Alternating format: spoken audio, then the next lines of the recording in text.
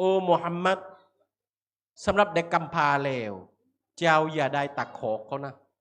และไปบอกอุมมะของเจ้าทุกคนด้วยว่าอย่าด่าอย่าดูเด็กกำพร้านะว่าอัมมัสซาอิลาฟาลาตันฮัดและสำหรับผู้ที่คนที่ข้อท่านเพื่อรักษาชีวิตจริงๆไม่อยากข้อท่านเพราะโลกปัจจุบันนี้ข้อท่านต้องแยกเป็นซอกนั่นรวยเร็วกะข้อก็เรียกว่าโจรใส่สูตรโจรผู้ดีก็มีเยอะครับที่นี่คนที่ข้อว่าอัมมัสซาอิลาฟาลาตันฮัดตรงนี้เนี่ยบุคคลที่ข้อเอามารับประทานเพื่อรักษาชีวิตจริงๆไม่จะข้อเผื่อไปสร้างท่านะสร้างบ้านสื่อรถไม่ใช่ครับไอ้นั้นต้องมาแยกต้องเล่กันนั่นว่ากอบนูว่ากอบนี้ต้องเล่นั่นไม่รู้ว่ากอบเป็นประโยคท่านะของตัวเองหรือว่ากอบอะไรยันต้องเล่ไล่ละเอียดเป็นประเด็นไปเพราะปัจจุบันนี้ส่งทางโซเชียลนาโลกผ้าตัดให้ลูกมังที่ไปผ้าทองมังเพราะคนยิ่งนี่มีข้ออ้างหมากเพราะผู้ยิ่งบางคนเนี่ยอัลลอฮฺตะอาลาตรวจสอบเขาจริงๆไอ้นี่น่าสงสารเพราะผู้ยิ่งนี่คือโรคเยอะบางคนเลือดจาง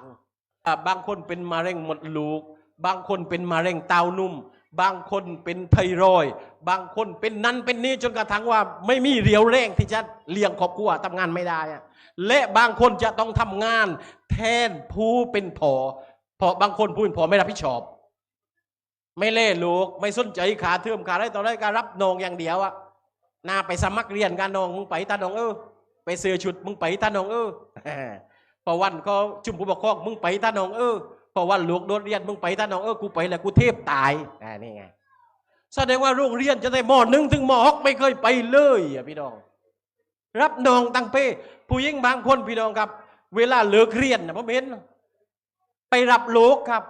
บางคนเกิดอันตรายที่ออกข่าวว่าเขาเรียกเสื้อกันฝนข่าวนาเพราะเสื้อกันฝนนี่อันตรายผู้หญิงพาดาว่าที่มันใหญ่เกินเหตุเคยเหตุการณ์ที่ดาว่าข่าวไปในโลไอ้นี่เราก็ต้องระมัดระวังเราใช้ดาว่าก็อย่าให้มันสั้นเกินเป็นดาว่าคีมันก็ไม่ช่วยแต่ว่าเห็นผมไอ้นี่ก็อันตรายถึงไอ้ที่ว่ามันมากเกินไปแล้วจนกระทั่งหล่นไปถึงโลรถ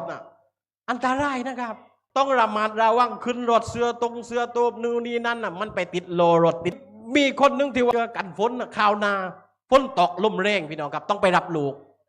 แคบตั้งงานไว้ก่อนนะฝากไก่ถอดจะเต้นเล่ไก่ถอดไอ้จันด้วยจันต้องไปรับลูกร้านต้องฝากเลยวิ่งไปรับลูกเพราะปรากฏว่าไอ้นี่ข้าวไปรถ10 โลเสียชีวิตครับบางทีฝนตกผ้าลูก2-3 คนพี่น้องครับเนี่ยผู้หญิงบางคนน่าสงสารมากแต่อีกกลุ่มนึงก็คือว่าช่วยโอกาสทางด้านโซเชียลนี่ห้าเงินนี่ก็ยังมากันลาวนะก็เรียกว่าดักใส่แหงไปเรื่อยพี่น้อง